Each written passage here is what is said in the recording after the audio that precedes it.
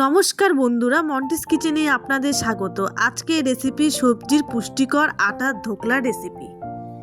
আপনাদের কাছে পুরো ভিডিওটা দেখার অনুরোধ রইল। আমি এখানে নিয়ে নিয়েছি এক আটি পালং শাক। আপনারা যে কোনো শাকই ব্যবহার করতে পারেন আপনাদের পছন্দ মতন। আমি একটু পাতা পাতা দেখে বেছে নিয়েছি। এবার এটাকে ছোট ছোট করে একদম কেটে নেব। ব্যাস হয়ে গেছে, দেখুন এরকম করে করবেন।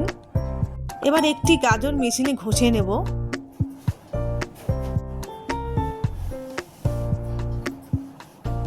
ব্যাস হয়ে গেছে। এবার একটি বাটি নিয়ে নিলাম।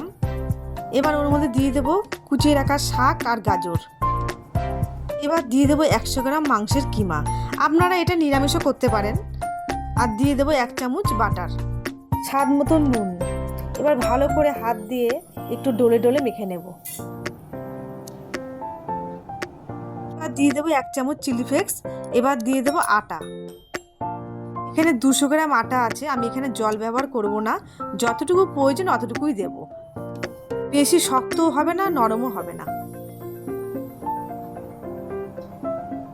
ব্যাস হয়ে গেছে, দেখুন কত সুন্দর হয়েছে।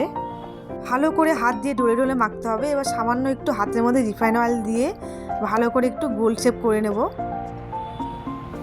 আপনারা আপনাদের পছন্দ মতন ডিজাইন রাখতে পারেন। আমি গোল ধরনেরই করছি। ব্যাস একটা হয়ে গেছে, আমি আরেকটা দেখিয়ে দিচ্ছি। যতবার করবেন হাতের মধ্যে একটু করে তেল মেখে নেবেন। ব্যাস এরকম করে আমি প্রত্যেক কটা করে নেব। এবার একটি মোমো সেটের মধ্যে নিচে আমি জল দিয়ে দিয়েছি। একটা একটা করে দিয়ে দেব।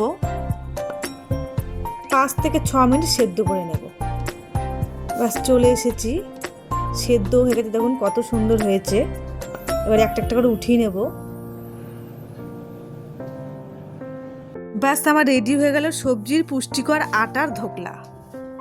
আমি একটা ভেঙে দেখাচ্ছি, দেখুন কত সুন্দর নরম হয়েছে। খেতে কিন্তু ভীষণ স্বাদ, যে কোনো চাটনির সাথে খেতে পারেন।